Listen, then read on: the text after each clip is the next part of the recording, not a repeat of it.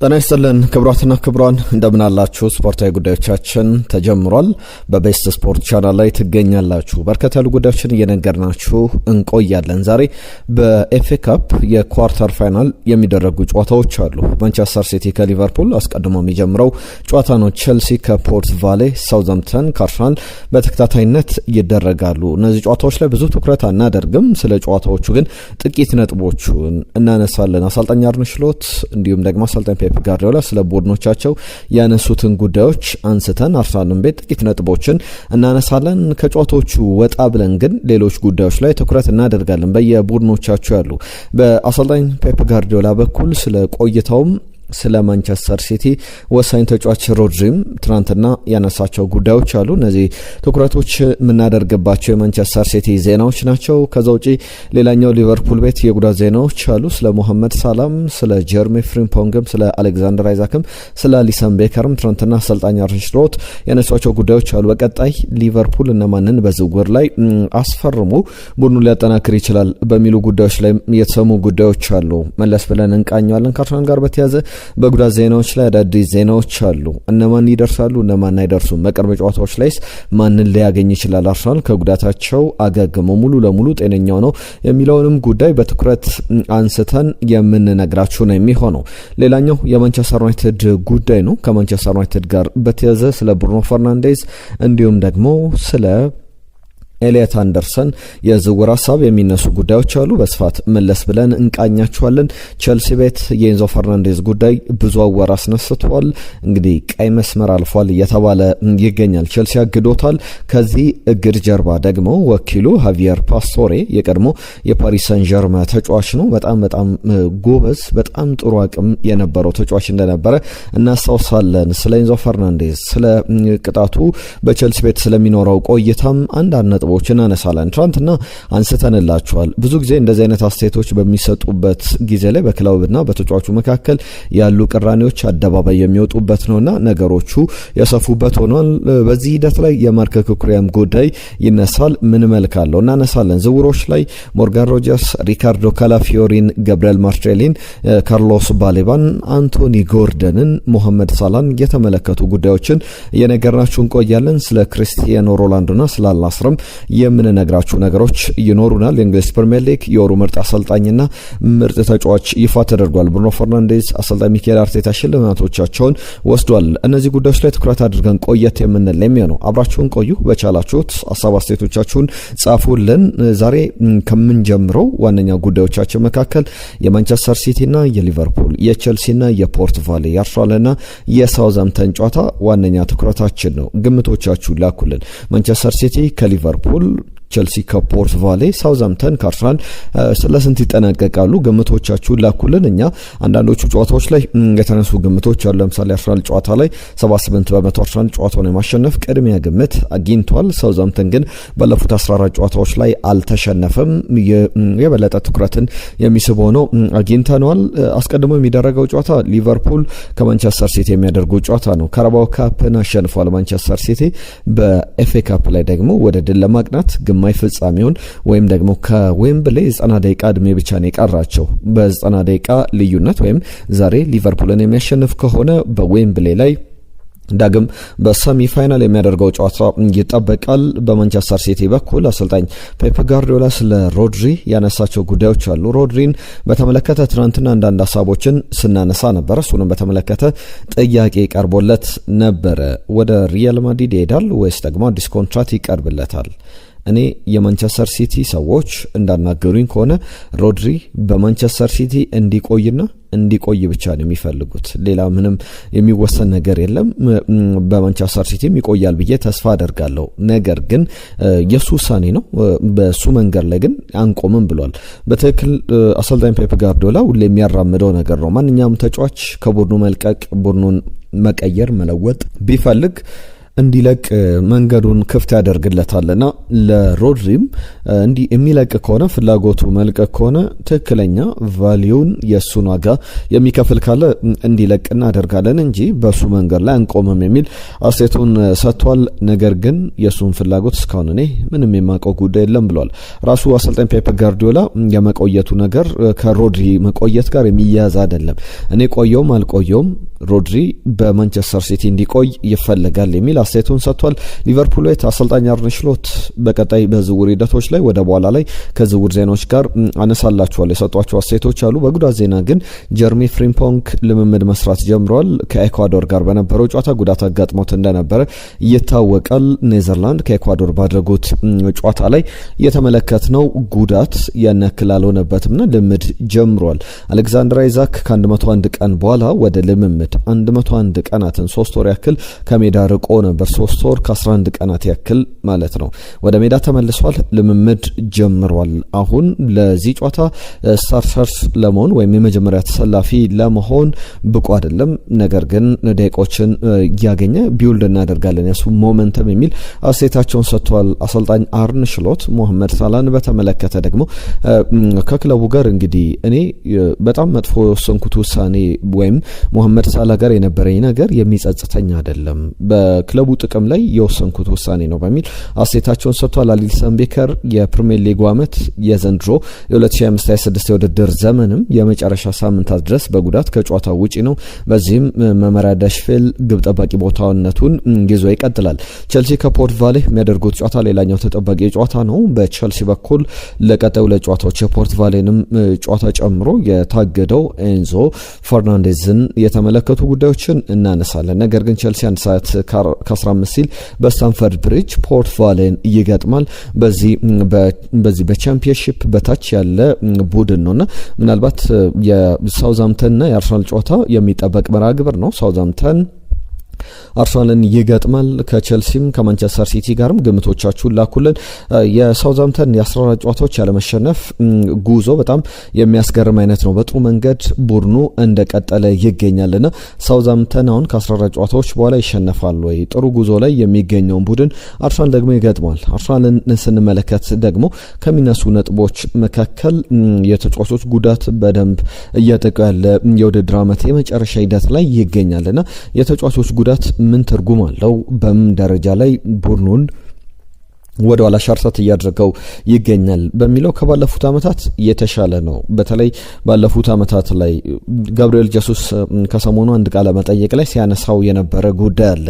እስከ ፌብሩዋሪ ቢሆን እኮ ዋንጫውን በልተናል፣ ከዛ በኋላ ነው በደንብ ውጤቶችን የምናጣው ብሏል። አሁን ግን በአርሰናል ቤት ፌብሩዋሪ አልፏል። ፌብሩዋሪ የካቲት ወር አልፎ መጋቢት መጥቶ መጋቢትም አለፈ፣ አፕሪል ተጀምሯል፣ የሚያዝያ ወር 1 ተብሎ ተጀምሯልና እንደዚህ አይነት ጉዳዮች በደንብ የሚጠበቁበት የውድድር ዓመት የመጨረሻ ሂደት ላይ ይገኛልና ስፕሪንት ማድረግ ያለበት ላይ በፍጥነት መጨረስ ሮጦ ማጠናቀቅ ያለበት ጊዜ ላይ ተጫዋቾች በደንብ ጉዳትም ለመከላከል የሚደረጉ ጥረቶች ይኖራሉና በአርሰናል በኩል የሚጠበቅ ይሆናል። ከ50 ዓመት በፊት ነበር ሳውዛምተን የኤፍኤ ካፕ ዋንጫን ያሸነፈው። እንግዲህ ከ50 ዓመት በኋላ የማሸነፍ እድል አለው ወይ ብንል በጣም ጠባብ እድል እንዳለው መናገር ይቻላል። አርሰናል ለምሳሌ ከ35 በመቶ በላይ የዚህ የኤፍኤ ካፕ ዋንጫን የማሸነፍ ቅድሚያ ግምት የሚያገኝ ቅድሚያ ግምትም የተሰጠው ቡድን እንደሆነ ይታወቃል። እንዳጠቃላይ ግን በአርሰናል በኩል በጣም በሚያስገርም ሁኔታ ጥሩ ግምት ተሰጥቶታል። 78.1 በመቶ ጨዋታውን የማሸነፍና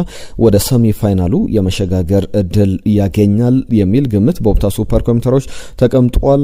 ዌምብሌይ ስቴዲየም ላይ ለመገኘት 90 ደቂቃ የቀራቸው ቡድኖች ናቸውና ሳውዛምተን ከአርሰናል ምሽት 4 ሰዓት ላይ ይደረጋል። የቼልሲ 1 ሰዓት ከሩብ ላይ፣ የማንቸስተር ሲቲ ደግሞ 45 ላይ የሚጀምር ጨዋታ ነው። ስለ ጨዋታዎቹ እነዚህን ጥቂት ነጥቦች አነሳን። ግምት፣ አስተያየት፣ ሀሳቦቻችሁን ላኩልን። አርሰናል ቤት የጉዳት ዜናዎችን ላንሳ። ከጉዳት ዜናዎች ጋር በተያያዘ ኖኒ ማዱዌኬ ጉዳቱ መጥፎ ይመስል ነበረ። ብዙም ራሱም ኖኒም በጣም ተጨንቆ ነበረ። ነገር ግን እንደዛ አይነት ከባድ ጉዳት አይደለም፣ ለቅናት ነው ለሳምንታት እንኳን ከሜዳ አይርቅም፣ ለቀናት ከሜዳ ርቆ ወደ ሜዳ ይመለሳል የሚል አስተያየቱን ሰጥቷል አሰልጣኝ ሚኬል አርቴታ። ከፒየሮ ኤንካፒና ኤብራቺ ኤዜ ጋር በተያዘ ሁለቱም በጉዳት ከዚህ ከሳውዛምተን ጨዋታ ውጪ ናቸው። ምንም አይነት ታይም ፍሬም አልተቀመጠላቸው መቼ ይመለሳሉ በሚል ኤዜን በተለይ ለምሳሌ በጣም ስፔሻል ካራክተር ነው፣ የሚመለስበት ጊዜ ሁሉ ጊዜ የተለየ አይነት ነውና ቶሎ ሊመለስ የሚችልበት እድል እንዳለ ፍንጭ የሰጠ አስተያየቱን ሰጥቷል አሰልጣኝ ሚኬል አርቴታ። ጁሪን ቲምበር፣ ማርቲን ኦዴጋርድ ለዚህ ጨዋታ በስኳዱ ይካተታሉ ተብሎ ይጠበቃል። ኖኒ ማዱዌኬን በተመለከተ አንድ ኦፍ አርሰናል ከስኳዱ ጋር ወደ ሳውዛምፕተን ወደ ሴንት ሜሪ ስቴዲየም ተጉዟል የሚል ዘገባን ይዞቶ ተመልክተናል።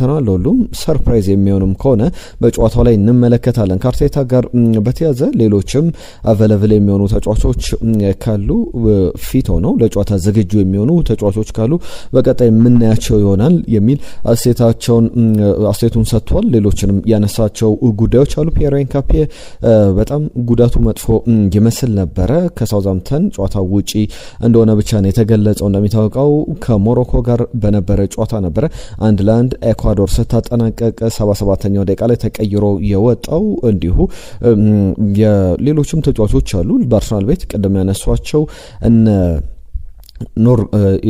ኦዴጋርድ እንዲሁም ደግሞ ጁሪን ቲምበር በኔዘርላንድም ኖርዌይ በብሔራዊ ቡድኖቹ ጉዞ አላደረጉም እንደነበረ ይታወቃል። ሪካርዶ ካላፊዮሪ፣ ሉዊስ ስኬሊ እነ ክሪስቲያን ሞስኬራ ሰፊ እድል ያገኛሉ። ጨዋታዎችን አድርገው ነው ወደዚህ የብሔራዊ ቡድን ጨዋታዎች በኋላ እየተመለሱትና ብዙ አስተያየቶች እየተሰጠበት ያለ ጉዳይ ነው። ትልቅ መነጋገር የነበረውን ጉዳይ ላንሳ። ከቸልሲ ጋር በተያዘ የሚነሱ ሀሳቦች ናቸው። ቸልሲን በተመለከተ ኤንዞ ፈርናንዴዝ ቸልሲን ሀሳብ በተመለከተ ባለፉት ጊዜያት ላይ እኛም የሚያነሳቸው ሀሳቦች ያስገርማሉ። በቸልሲ መቆየት የሚፈልግ አይመስልም ብለን ሀሳቦችን ስናነሳ ነበር። ብዙ ጊዜ በተጫዋቾች በኩል እንደዚህ አይነት አስተያየት ከተሰጠ በኋላ ተጫዋቾች እንደዚህ አይነት አስተያየቶችን ደፍረው ከሰጡ በኋላ በቀጣይ ብዙ ችግሮች እንደሚመጣባቸው፣ በክለቡ ያላቸው ስታቢሊቲ፣ በክለቡ የሚኖራቸውን ቀሪ ጊዜ በጣም የጠበበ ሊሆን እንደሚችል የሚያሳዩ ሀሳቦች አሉ። ኤንዞ ፈርናንዴዝ ምን አስተያየት ሰጥቷል ላላችሁ፣ ምናልባት ላላዳመጣችሁን አድማጮቻችን ከዚህ በፊት አንስተናል። አንደኛው የማድሪድ ከተማ ቦነስ አይረስን ይመስለኛል ከባለቤቴ ጋር እዛ ሄደን ብንኖር በጣም ደስ ይለኛል ብሏል።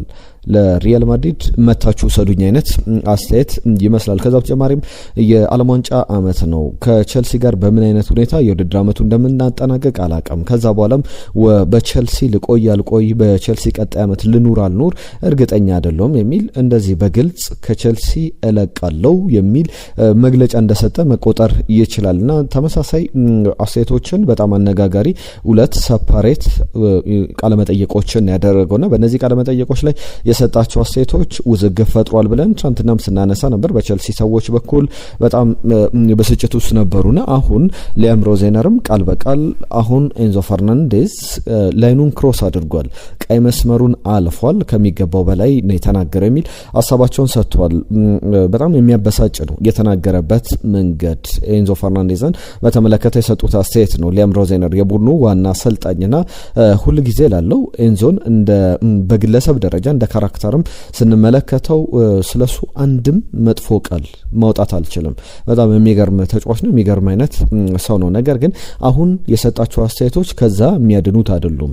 ለሱ እንግዲህ ላይኑን ክሮስ ያደረገበት ቀይ መስመርን ያለፈበት ነው። ምክንያቱም በቸልሲ መገንባት በመንፈልገው ቢውልድ ማድረግ በመንፈልገው ነገርና ባለን ካልቸር በቡድኑ ባህል ውስጥ ትልቅ ችግርን የሚፈጥር ነው ብሏል። በዋነኝነት መጀመሪያ እንደ ካራክተር እንደ ተጫዋች እንደ ግለሰብም ጭምር ለሱ ትልቅ ክብር አለኝ ባሳካቸው ነገሮች፣ ከዛ በተጨማሪም እንደ ተጫዋች ባለው አቅምም ጭምር። ነገር ግን የሰጣቸው አስተያየቶች በጣም ፍርስትሬት የሚያደርጉ ነው፣ የሚያበሳጩ ናቸውና በዲሲሽን በኩል ሁሉም በጋራ የወሰነው ውሳኔ ነው፣ የኔ ብቻ ውሳኔ አይደለም ብሏል ስፖርቲንግ ዳይሬክተሩ። ተጫዋቾቹ፣ የክለብ ኦነርሺፕ የኔም ሀሳብ ተመሳሳይ ሆኖ አላይን አድርገን አንድ አይነት ሀሳብ አምጥተን የወሰነው ውሳኔ ነው የሚል አስተያየታቸውን ሰጥቷል። የተጫዋቹን ሀሳብ በተመለከተ ተጫዋቹ እስካሁን የሰጠው አስተያየት አለም የሱ ወኪል ሃቪየር ፓስቶሬ በፓሪስ ሰን ዠርመን ምን አይነት ድንቅ የመስመር ተጫዋች እንደነበረ እናስታውሳለን። ሃቪየር ፓስቶሬ እኔ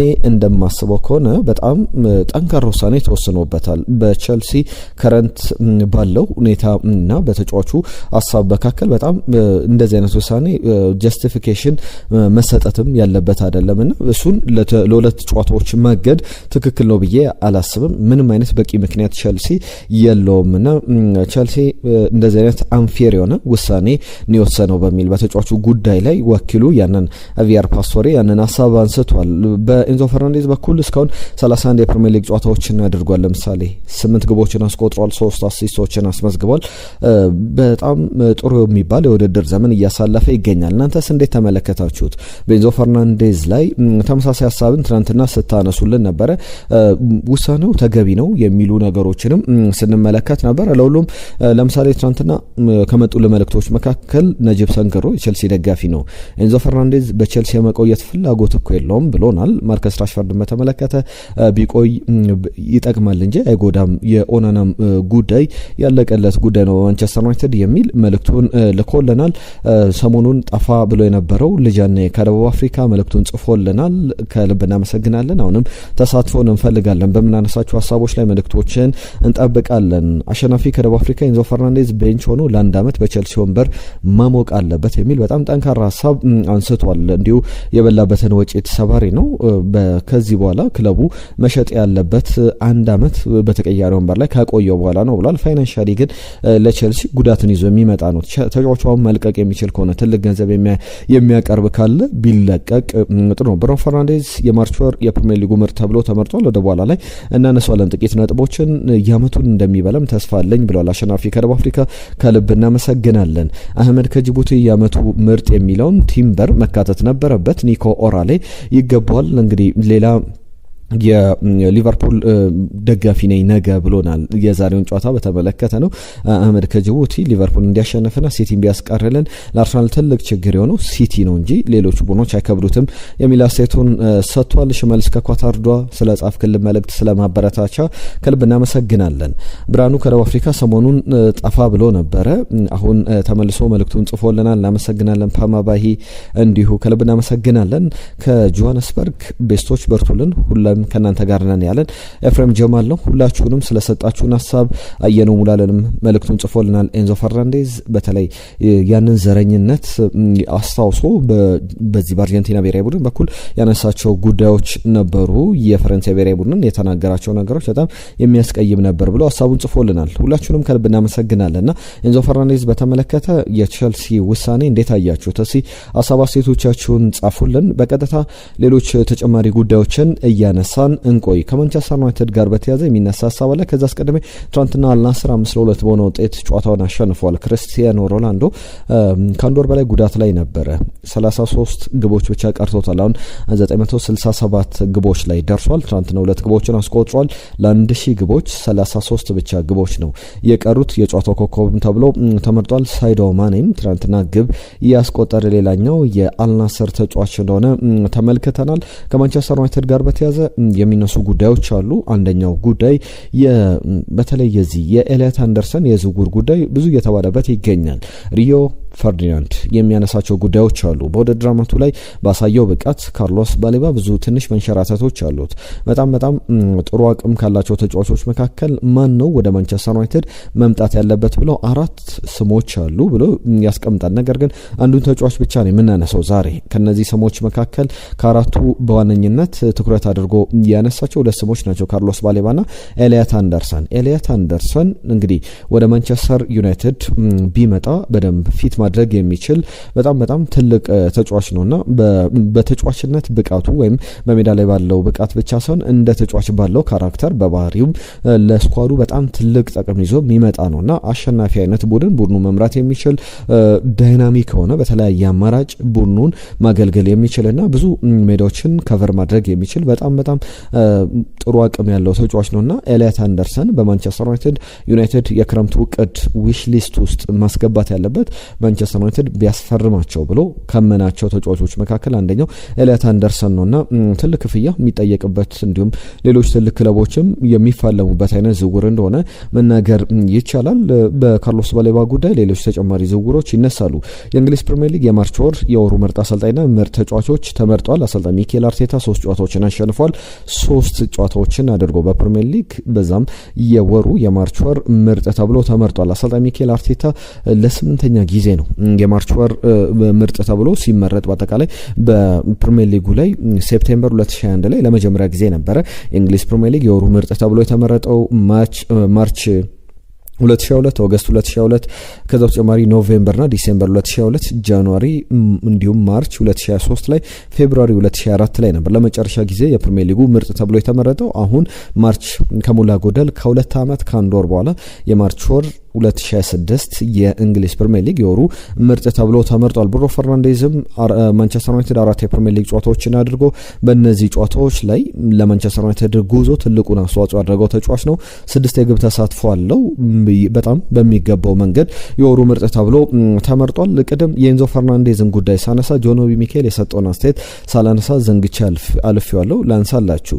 የቼልሲ ነው የስቴፒንግ ስቶን ወይም ደግሞ ወደ ሌላ ክለብ መሸጋገሪያ ክለብ አይደለም። በቼልሲ ወይም እሱ የሪያል ማድሪድን መለያ መልበስ የሚፈልግ ከሆነ በቼልሲ መቆየትም የለበትም የሚል ነገር፣ ጭራሽ የቼልሲ መለያ መልበስ የለበትም የሚል ጠንካራ ሀሳብ ሰርቷል። በቼልሲ የምንጫወተው ለባጁ ነው ወይም ለቼልሲ አሸናፊነት ለቼልሲ ስኬት ነው እንጂ ቀጣይ ወደ ሌላ ክለብ ለመዛወሪያ መንገድ ለማድረግ አይደለም የሚል አስተያየቱን ሰጥቷል። አንድ ጉዳይ ሊጨምር ከቼልሲ ጋር በተያያዘ ማርክ ኮክሪያም ሪያል ማድሪድ ቢመጣ ጸጉሬን ትቆረጣለህ ሲባል ጸጉሬን እቆረጣለሁ ለዓለም ዋንጫ ግን እንደዛ አላደረግም የሚል አስተያየቱን ሲሰጥ ነበር። ስለ ባርሴሎና ዝውውር ከዚህ አትሌቲክ ጋር በነበረው ቆይታ ሲያነሳ ነበር። ከትናንትና በስቲያ በሰራነው ቪዲዮ ላይ ልታገኙ ትችላላችሁ፣ መለስ ብላችሁ እዛ ላይ በደንብ አንስተናልና የሱም ጉዳይ ተነስቶላቸው ነበር። ሊያም ሮዜነር ከሱ ጋር በቢሮ የመቶ ተነጋግረናል። በቼልሲ የመቆየት ፍጹም ፍላጎት አለው፣ ስለዛ ምንም አይነት ቅጣት አይጠብቀውም የሚል ሀሳቦችን አንስተው ተመልክተናል። ሁሉም እነዚህ ጉዳዮች በደንብ በስፋት እየተነሱ ናቸው ከማንቸስተር ዩናይትድ ጋር በተያዘ። ሌላ ጉዳይ ላንሳላችሁ ከምናነሳቸው ጉዳዮች መካከል የአርሰናል ዝውውሮች ናቸው። ዳኒ ኦልሞን ከባርሰሎና ይፈልጋል ተብሏል። በዚህ በ10 ቁጥር ቦታ ላይ ጥሩ አቅምን መጨመር የሚችል ምናልባት መጠነኛ የጉዳት ታሪኮቹ ጥሩ ላይሆኑ ይችላሉ። ከዛ ውጪ ግን ጥሩ አርሰናልን በደንብ ሊያሳድግ የሚችል ተጫዋች ነው። ትናንትና ከማንቸስተር ሲቲ ጋር ስሙ ሲያያዝ ነበር። አሁን አርሰናልም ዳኒ ኦልሞን ይፈልጋል እየተባለ ይገኛል። ፓሪስ ሰን ዠርመን ደግሞ ጋብሪኤል ማርቲኔሊን፣ ሉዊስ ኤንሪኬም ሉዊስ ካምፓስም ይፈልጉታል። ጋብሪኤል ማርቲኔሊ የአዲስ አይነት ዳይናሚክን በፓሪስ ሰን ዠርመን ማጥቃት ላይ ይጨምራል ብለው እምነት አላቸው። በዚህም ፓሪስ ሰን ዠርመን የተጫዋቹ ፈላጊ ነው ተብሏል። እነ ማርሴ ትናንትና ሳነሳ ሲነሱ የነበሩ ጉዳዮች አሉ። ኦሎምፒክ ደ ማርሴ፣ አትሌቲኮ ማድሪድ እንዲሁም ደግሞ አረቢ ላይፕዚግና ቦሩሲያ ዶርትመንድ የጋብሪኤል ማርቲኔሊ ፈላጊ ሆነው በክረምቱ ሊመጡ ይችላሉ የሚሉ ስሞችን ስንመለከት እንደነበረ ይታወቃል። አሁንም በዚህ ጉዳይ ላይ እየተሰጡ ያሉ አስተያየቶች አሉ። ከቼልሲ ጋር በተያያዘ ቫለንቲን ባርኮን ለማስፈረም ስምምነት ላይ ደርሷል። ከስትራስቡርግ በቀጣይ ክረምት ቼልሲን ይቀላቀላል። ኢኤስፒኤን አርጀንቲና ይዞት የወጣው ዘገባ ላይ የተመለከትነው ነው። ቫለንቲን ባርኮ በጣም ጥሩ አቅም ያለው በስትራስቡርግ ራሱን በደንብ ያሳየ ተጫዋች እንደሆነ ተመልክተናል። የእንግሊዝ ፕሪሚየር ሊግ ደጋፊዎች አንድ መጠይቅ ቀርቦላቸው ነበር። ከዚህ በፊት አንስቼላችኋለሁ። በእንግሊዝ ፕሪሚየር ሊግ ላይ ማን ዋንጫውን እንዲበላ ትፈልጋላችሁ ማንቸስተር ሲቲ ወይስ አርሰናል ተብለው ሲጠየቁ ነበር። አሁን ደግሞ የዚህ ኦፕቲሚስቲክ እና ፔሲሚስቲክ የሚባሉ ነገሮች አሉ። ወደፊት ባለው በሲዝኑ የመጨረሻ ጨዋታዎች ላይ በ7 ጨዋታዎች ላይ ተስፋ ይታያቸዋል ወይስ ደግሞ መጥፎ ነገር ይታያቸዋል ተብለው የፕሪሚየር ሊጉ ደጋፊዎች ተጠይቋል። በየክለቦቹ ለምሳሌ የሰንደርላንድ ደጋፊዎች 98.6 በመቶዎቹ ጥሩ ተስፋ ይታየናል ብለዋል። ኤቨርተን 97.7 በመቶ፣ ማንቸስተር ዩናይትድ 96.9 በመቶ። ለማንቸስተር ዩናይትድ ለምሳሌ በዚህ ውድድር ዘመን ላይ ተስፋ የሚባለው የአውሮፓ ቻምፒየንስ ሊግን ቦታ ይዞ ማጠናቀቅ ነው። ሰንደርላንድ ለምሳሌ የአውሮፓ ቦታን ይዞ የኮንፈረንስ ሊግ ላይ እንኳን መሳተፍ ቢችል በጣም እንደ ተስፋ የሚታይ ነው። ብራይተን 96.6፣ አስቶን ቪላ የቻምፒየንስ ሊግ ቦታን ይዞ ያጠናቅቃል የሚል ተስፋን ይዘዋል የአስቶን ቪላ ደጋፊዎች። ፎረስቶች 90.1 በመቶ፣ ቦርመዝ 84፣ አርሰናል 84፣ ብሬንትፎርድ 84 84 ማንቸስተር ሲቲ 79 እያለ ይቀጥላል። ተስፋ የለም ብለው ከመኑ የክለብ ደጋፊዎች መካከል 92.4% በጣም በመጥፎ ይጠናቀቃል የውድድር ዓመቱ ያሉት የቼልሲ ደጋፊዎች ናቸው። 87.1% ደግሞ የቶትናም ደጋፊዎች ተመሳሳይ መጥፎ ነገር ነው የሚገጥመን ብለዋል። የሊቨርፑል የኒውካስል ዩናይትድ ደጋፊዎችም በተመሳሳይ ከ60% ወይም በላይ ከዛ ከ50 ከግማሽ በላይ መጥፎ ነገሮች ይገጥሙናል፣ በውድድር ዓመቱ መጨረሻ በጥሩ መንገድ ይጠናቀቃል ብለን ተስፋ እናደርግም የሚል ሀሳብ አስተያየቶቻቸውን ሲያነሱ ተመልክተናል። ሁሉም ብዙ የሚባልበት ጉዳይ ነው። በቀጣይም አዳዲስ ጉዳዮችን ይዘን እንመለሳለን። የተወደዳችሁ ይህንን ቪዲዮ ላይክ፣ ሼር፣ ሰብስክራይብ አድርጉ፣ ቤተሰብነታችሁን አሳዩን። ለዛሬ እዚህ ላይ ያጠናቀቅን የያዝናቸውን ጉዳዮች ለአብሮነታችሁ ለሰጣችሁን ጊዜ ከልብ እናመሰግናለን። በአዳዲስ ጉዳዮች ከጨዋታዎቹ በኋላ በፖስት ማች ምን አዳዲስ ነገሮች አሉ ያልሰማችኋቸውን ጉዳዮች ይዘን እንመለሳለን። ጤና ይስጥልን።